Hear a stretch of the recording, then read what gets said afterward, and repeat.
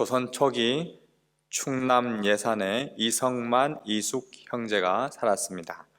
어느 해 가을 추수를 끊는 날 밤 동생 이숙은 형님 댁이 식구가 더 많으니 우리 집보다 먹을 것이 더 필요할 것이라 생각하고 형님 이성만 집에 볕단을 몰래 갖다 놓았습니다.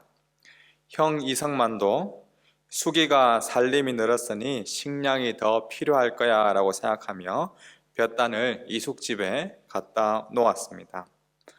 형제가 서로 이 볕단을 옮겨 놓았으니 각각의 집에는 볕단의 양이 그대로였습니다. 다음날 형제는 이 볕단을 보고 의아하게 여겼지만 그날 밤 또 볕단을 서로 옮겨 놓았습니다. 하지만 다음날 또 살펴보면 볕단은 그대로였습니다. 이러기를 며칠 동안 지속되는데 늘 결과는 그대로였습니다. 어느 날 밤 형제는 또 볕단을 이고 서로의 집으로 향하고 있었습니다. 어둠 속에서 갑자기 인기척이 느껴졌습니다.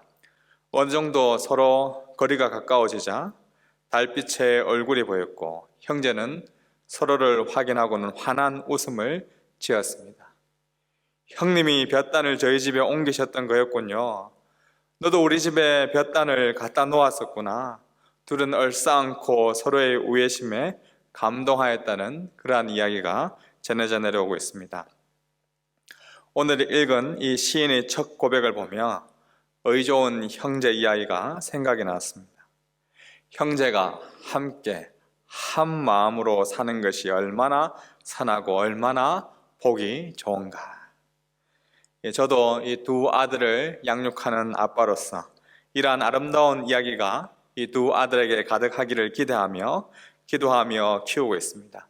우리 모두가 마음과 몸이 지치는 때 따뜻하고 아름다운 소식들이 오고 가는 그러한 은혜가 있기를 기대합니다.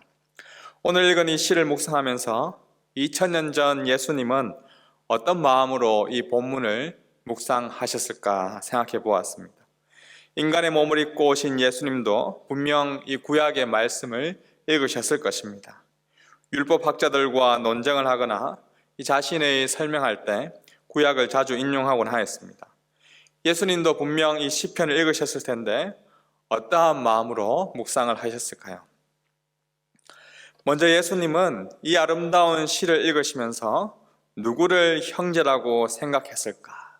그의 삶을 통해 살펴보았습니다. 무리와 함께 둘러 앉아있던 예수님에게 그의 어머니와 마리아와 동생들이 찾아와서 무리 중에 한 명이 예수님에게 당신의 어머니와 동생들이 밖에서 찾고 있다라고 알렸습니다. 그러자 예수님은 누가 내 어머니이고 내 동생들이냐? 누구든지 하나님의 뜻대로 행하는 자가 내 형제요, 자매요, 어머니다라고 대답했습니다. 예수님은 우선 이 혈통적인 형제, 자매의 개념을 뛰어넘어 이 형제의 범위를 확장하십니다. 누구든지 하나님의 뜻대로 행하는 자들이 곧 형제라고 여기셨습니다. 여기서 멈추지 않습니다. 마태의 집에서 앉아서 음식을 드실 때 많은 세리와 죄인들이 와서 예수와 함께 식사의 자리를 나누었습니다. 율법학자들과 바리새인들은 이러한 예수님을 보시고 어떻게 세리와 죄인과 함께 어울리는가 비난했지만 예수님은 그들의 형제였고 그들의 친구로 지내었습니다. 오랜 기간 서로가 서로를 혐오하고 적대시했던 유대인과 사마리아인의 관계도 허무셨습니다. 수가성의 여인을 찾아가 사마리아인을 품으셨습니다. 남자와 여자의 경계를 허무셨고 어른과 아이의 경계도 허무셨습니다. 장애인과 비장애인의 경계를 허무셨습니다.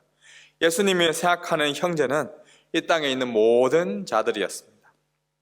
12제자와 함께 마지막 만찬을 나누시고 겉옷을 벗고 수건을 가져와 제자들의 발을 씻기셨습니다. 모두가 다 깨끗하지 아니함을 아셨고 가룟 유다가 곧 자신을 배반하고 팔게 될 자임을 알았음에도 그의 발을 깨끗이 씻어 주셨습니다.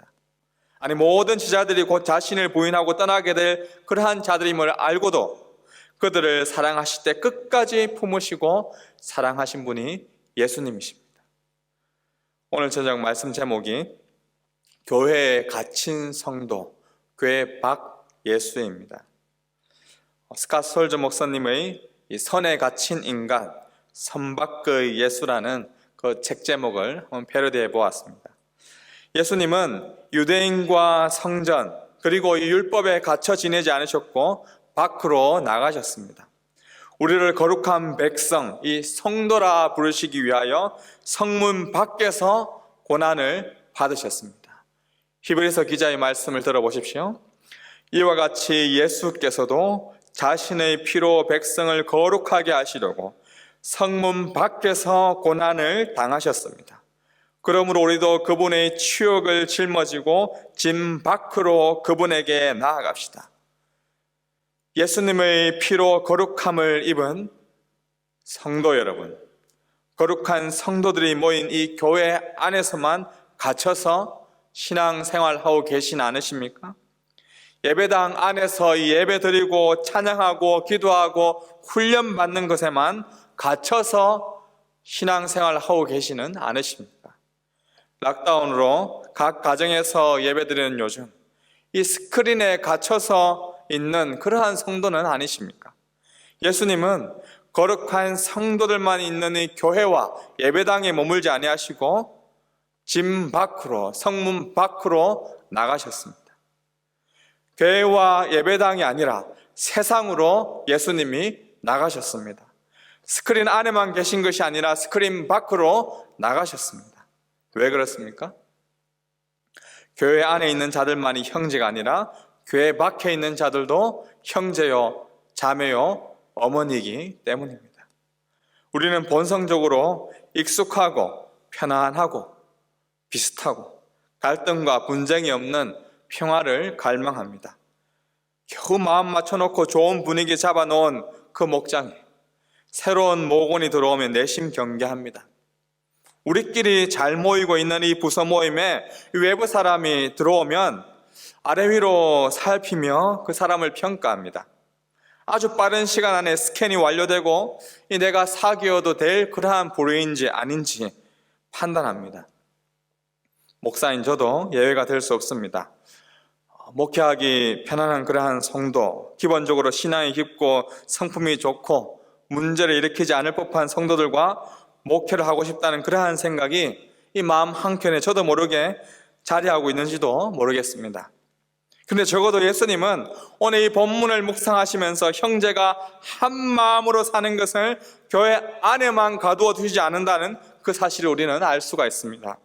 왜 예수님은 교만하고 자기 잘난 맛에 살아가고 이기적이고 자기들만 생각하는 그 악독한 자들, 더럽고 냄새나는 그들을 향해 가셨을까요? 안치환의 사람이 꽃보다 아름다워라는 노래가 있습니다.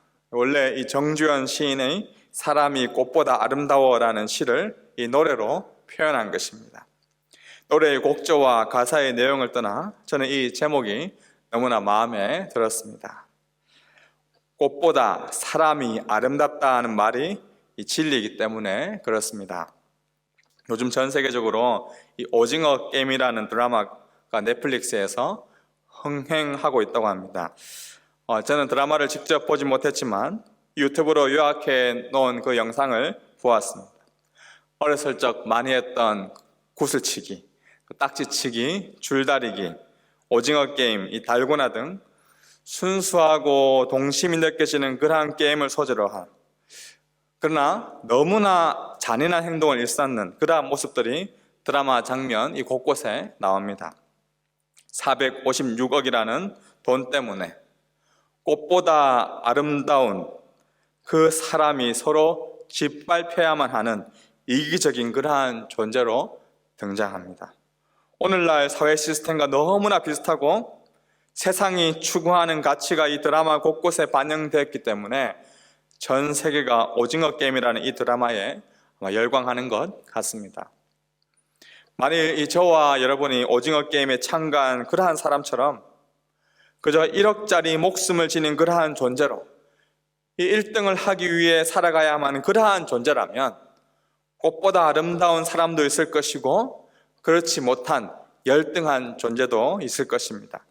흔히 질환론자나 유물론을 믿는 그러한 사람들은 힘이 세고 강한 자들만이 끝까지 생존한다라고 주장합니다. 지금까지 이어진 수억 년의 역사 속에서 다른 생물보다 조금 더 강하게 진화되어 생존한 동물이 인간이고, 그래서 인간이 가치 있는 존재라고만 생각한다면 인간보다 더 힘이 세고 더 강한 새로운 진화 생물체가 나온다면 인간은 더 이상 가치가 없는 그러한 존재가 될 것입니다. 그렇다면 인간이 꽃보다 아름다울 수 있는 이유는 어디에 있을까요? 사람이 가장 가치 있는 존재가 될 수 있는 이유는 바로 이 세상을 창조하신 그 하나님께서 자신의 형상대로 우리 사람 한 명 한 명을 창조하셨기 때문입니다. 하나님이 자기 형상 곧 하나님의 형상대로 사람을 창조하셨습니다. 과거의 한 시인은 이렇게 고백합니다. 시편 139편입니다. 주께서 내 내장을 지으시며 나의 모태에서 나를 만드셨나이다. 내가 주께 감사하옴은 나를 지으심이 심히 기묘하심이라. 주께서 하시는 일이 기이함을 내 영혼이 잘 아나이다. 아멘. 사람만이 유일하게 하나님의 형상으로 지음받은 존재입니다. 심히 기묘하고 기이한 존재로 지으셨습니다. 지금 이 스크린 앞에서 말씀을 듣고 있는 이 저와 여러분뿐만 아니라 모든 사람이 다 존귀하고 소중한 존재입니다. 세상은 이 사람이 이룬 업적과 성취와 결과에 집중합니다. 달면 삼키고 쓰면 뱉습니다. 선을 그어버리고 나와 인연과 노선이 같으면 품어버리고 선을 넘어버리면 버려지게 됩니다. 가진 게 많으면 친구가 되고 조금이라도 빼먹을 게 없으면, 이익이 없으면 버려지게 됩니다. 그래서 모두가 이 무시당하지 않기 위해, 버려지지 않기 위해 양간임을 씁니다. 조금 더 올라가서 지배하고 조금 더 가져서 남들보다 더 높은 곳에 있으면 더 행복할 것이라는 그런 착각 속에 더 힘을 기르기 위해 오늘도 열심히 달립니다. 한편으로 아무리 노력하고 힘을 길러도 내가 올라갈 수 없는 또 다른 영역이 있음을 발견하는 순간 새로운 혁명을 일으키고 당을 짓고 공평과 정의 구현이라는 그 아름다운 이름 아래 가진 자의 권리를 빼앗아 버리려고 열심을 냅니다. 이러한 안타까운 세상 속에서 저와 여러분도 성취와 업적과 결과에만 집중한다면 오징어 게임 것 같은 전투 현장에서 생존을 위해 그저 발버둥 치고 있는 그러한 인생밖에 될 수가 없습니다. 그러나 여러분, 저와 여러분이 살아남고 우리 모두가 함께 살 수 있는 비결은 사람이 꽃보다 아름답다라는 이 사실을 기억하는 것입니다. 물론 우리 모두는 아담과 이 하와의 죄로 인해 다 타락하게 된 존재입니다. 가장 아름답던 하나님의 형상을 모두 잃어버렸습니다. 그러나 사랑이 풍성하신 그 하나님께서 우리에게 다시 회복의 길, 다시 하나님께서 우리를 품으셨던 그 길이 있습니다. 오늘 시편 133편 2절 3절 말씀 한번 보십시오. 그것은 마치 귀한 기름을 머리에 부어 수염에까지, 아론의 수염에까지 흘러내리고 그 옷깃에까지 흘러내리는 것 같고 또 헤르몬의 이슬이 시온산에서 내리는 것 같구나. 거기서 여호와께서 복을 내리셨으니 바로 영원한 생명이로다. 이미지를 떠올리면 머리 위에 부어진 기름이 아래로 흘러내리는 그러한 장면을 상상할 수가 있습니다. 이 수염을 타고 옷깃에까지 흠뻑 적시는 기름이 흐릅니다. 뿐만 아니라 헤르몬산의 이슬이 시온산에 내리는 그러한 모습이 상상됩니다. 또한 이 하늘에서 여호와 하나님의 복이 내려오고 있습니다. 바로 영원한 생명이 내려왔습니다. 여러분, 이 흘러내려오는, 그리고 이슬이 내리고 복이 내리는 이 이미지, 성경에서 누구를 상징할까요? 영원한 생명을 주시기 위해 하늘에서 내려오신 그분은 바로 누구일까요? 꽃보다 아름다운 사람이 잃어버렸던 그 하나님의 형상을 다시금 온전히 되찾을 수 있도록 스스로 사람이 되어 내려오신 그분이 계십니다. 하늘 영광을 버리시고 내려오신 그분은 죄로 더러워진 인간의 몸을 입고 오셨습니다. 하나님이셨음에도 왕이나 부유청으로 세상에 오지 아니하시고 오히려 이 베들레헴이라는 그 가난하고 외진 작은 마을에서 태어나셨습니다. 만삭이었던 그의 어머니 마리아가 방을 찾고 있었지만 그 누구도 만삭인 그 여인을 바라보며 양보하거나 방을 내주지 않았습니다. 그렇기에 그 삭막하고 차가운 그 마을의 한 마일 구유에서 가장 비천하게 태어나야만 했습니다. 그분의 아버지와 어머니는 세상을 잘 모르는 부부였습니다. 돈이나 연출도 없었고 사회에 어떠한 영향을 끼치지 못했습니다. 머리에 누울 곳도 없이 떠돌이 인생을 사셨습니다. 뛰어난 용모를 지니고 있지도 않으셨습니다. 좋게 말해 너무나 평범하고 수수했습니다. 이사야 선지자는 그의 외적인 모습을 이렇게 표현하였습니다. 그는 주 앞에서 마치 새싹과 같이 메마른 땅을 뚫고 나온 싹과 같이 자라났다. 수려한 풍채도 없고 화려한 위엄도 없으니 우리가 보기에 볼품이 없었다. 그는 사람들에게 멸시를 당하고 버림을 받았을 뿐 아니라 고통을 겪었고 언제나 병을 앓고 있었다.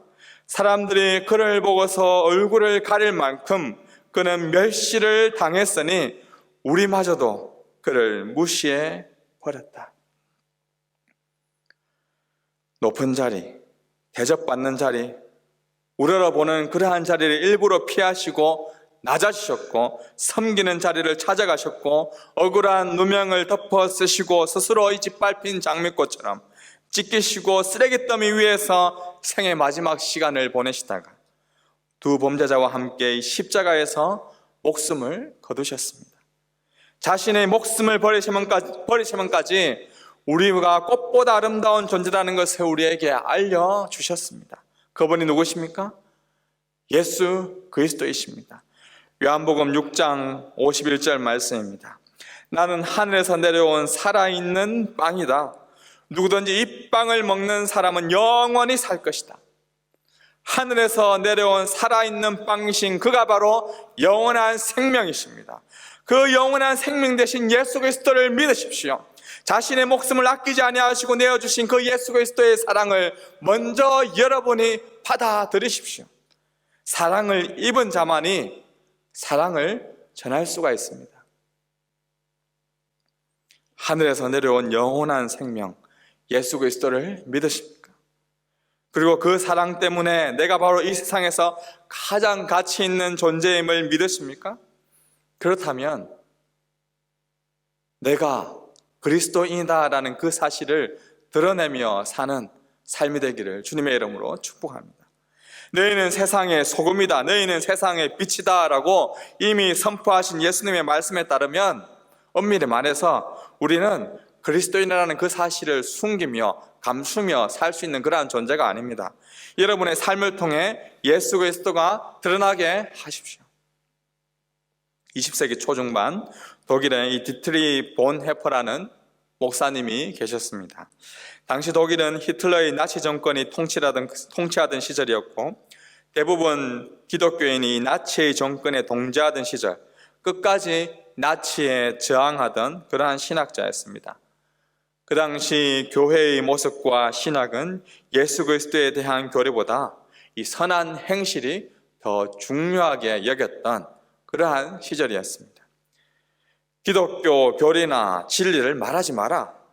그거는 숨겨두어라. 네가 그리스도인이라는 사실은 그냥 숨겨두어라. 그저 네의 착한 행실로 보여라 라는 이러한 신학들이 유행하던 그러한 시절입니다. 이런 시대에 보네포 목사님은 이 교회를 통한 가시성을 강조했습니다. 그의 말을 한번 들어보십시오. 보이지 않는 모습으로 도망치는 것은 예수의 부름을 부인하는 것이다. 보이지 않는 모습이라고 하는 예수의 공동체는 더 이상 예수를 따르는 공동체가 아니다.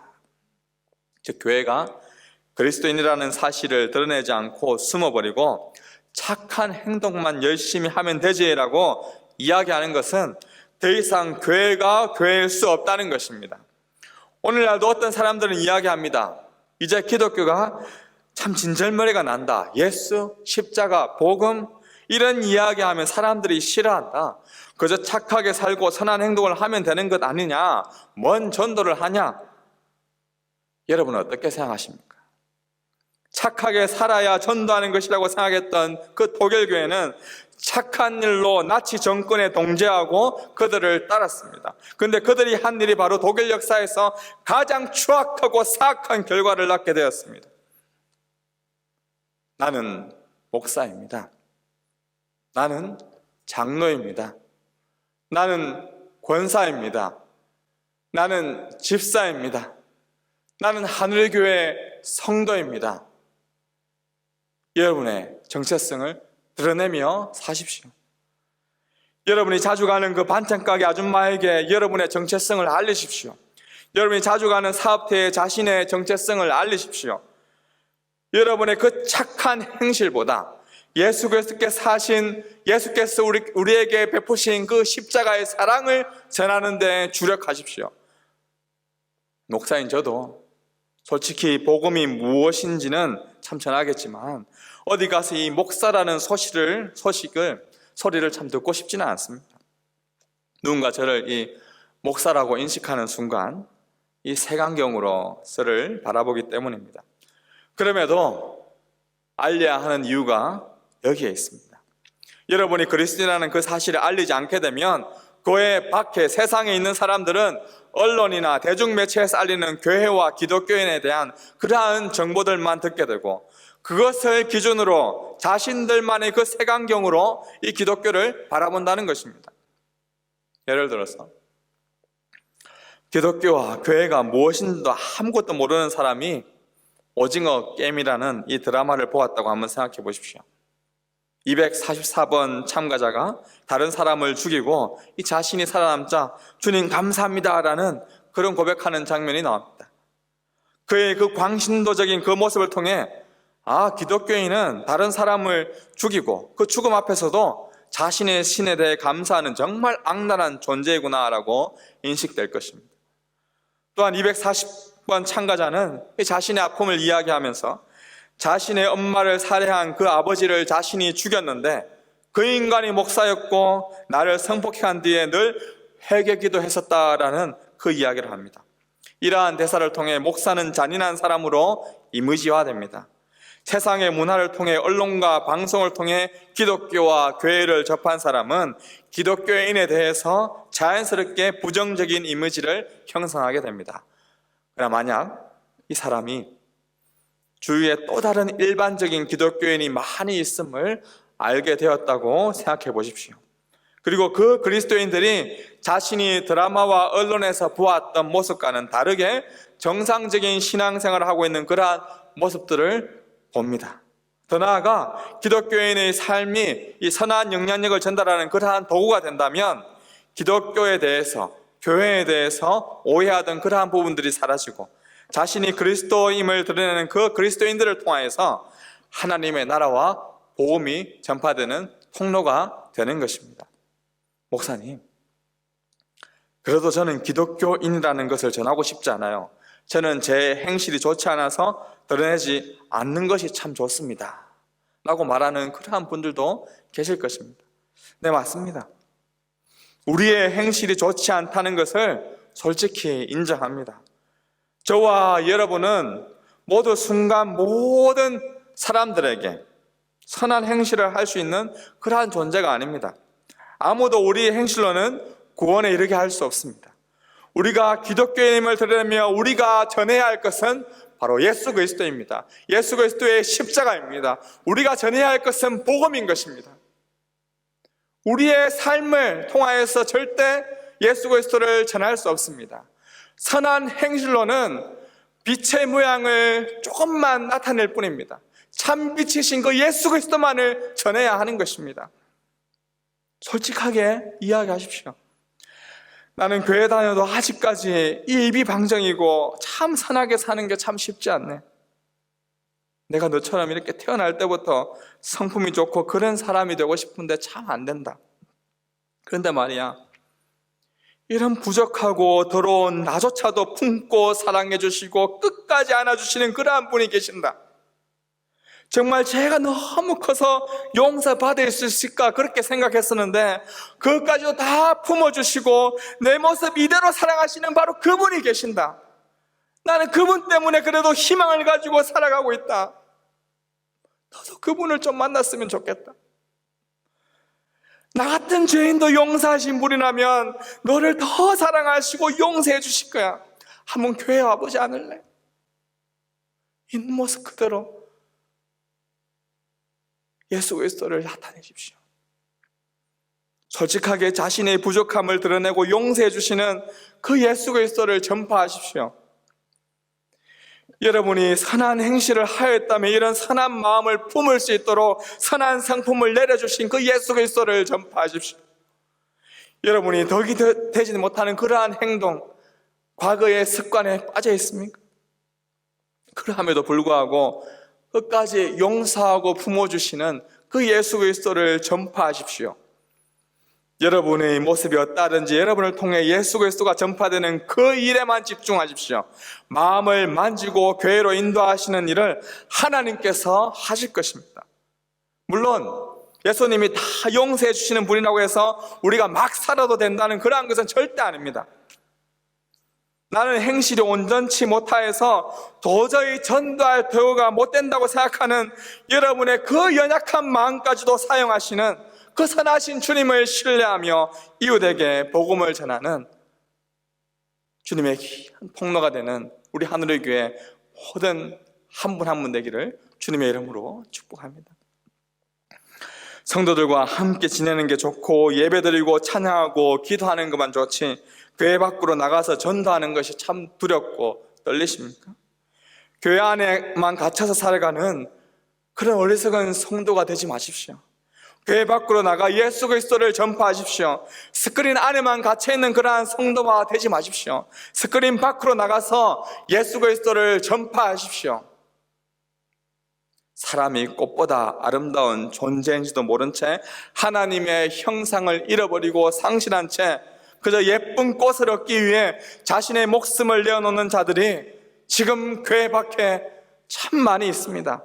돈과 성공과 성취와 행복이라는 그 예쁜 꽃을 얻기 위해 결승선만 바라보고 오르며 짓밟고 찢겨지는 세상에 살고 있는 우리의 이웃들이 있습니다. 지금 올라가는 그것이 잘못된 목적지임을 알리셔야 합니다. 그리스도에는 올라가는 인생이 아니라 내려가는 인생입니다. 내려가고 낮아지며 섬길 때 주가 다시 하늘 높이 우리를 올리실 것입니다. 아니 이미 예수님이 우리를 하늘 보좌 우편에서 함께 하셨습니다. 더 이상 우리가 올라갈 곳은 없습니다. 주님 다시 오시는 그날까지 우리는 부지런히 내려가야 합니다. 세상 밖으로 나가야 합니다. 교회 밖으로 나가야 합니다. 그곳에서 우리의 형제들을 섬겨야 합니다. 여러분이 내려갈 교회 밖은 어디입니까? 설교 준비를 하면서 전도가 필요한 그 한 가정을 방문하고 왔습니다. 레벨 3 지침에 따라 집 앞에서 만나 차를 마시며 대화를 나누었습니다. 평소 이분이 이렇게 대화를 좋아하시는 분인 줄 몰랐습니다. 락다운 보낸 이야기들, 또 과거의 유학 시절 이야기, 참 뜻깊은 그러한 시간을 보내고 돌아왔습니다. 사실 속으로는 설교문 빨리 작성하고 싶고 차 내심 쉬고 싶은 그러한 마음도 있었지만 그분에게 이 말동무가 되어주었다는 그 하나만으로도 정말 잘 다녀왔다는 그런 생각이 들었습니다. 완화된 방역 지침에 따라 조금씩 제가 맡은 그 학생들을 만나고 사람들을 만나고 있습니다. 저 스스로가 스크린 안에 갇힌 그러한 성도가 되지 않으려고 합니다. 교회 안에 갇힌 채 어리석게 살아가는 그런 성도가 되지 않으려고 합니다. 이웃을 만나고 대화하면서 오히려 제가 위로받고 제가 섬길 수 있음에 이러한 기회를 주심에 참 감사합니다.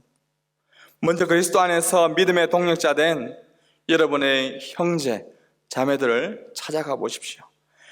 생각나는 그 전도 대상자의 그 가게를 찾아가서 함께 대화하고 또 물건도 함께 구매하고 사랑을 나누어 보십시오.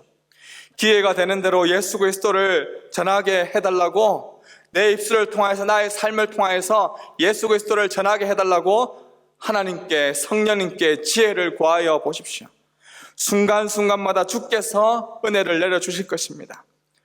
혹 몸이 불편하여 직접 가실 수 없다면 전화로, 문자로, 카톡으로 찾아가 위로하고 격려하며 복음을 전하는 이 귀한 일에 함께 동참하십시오.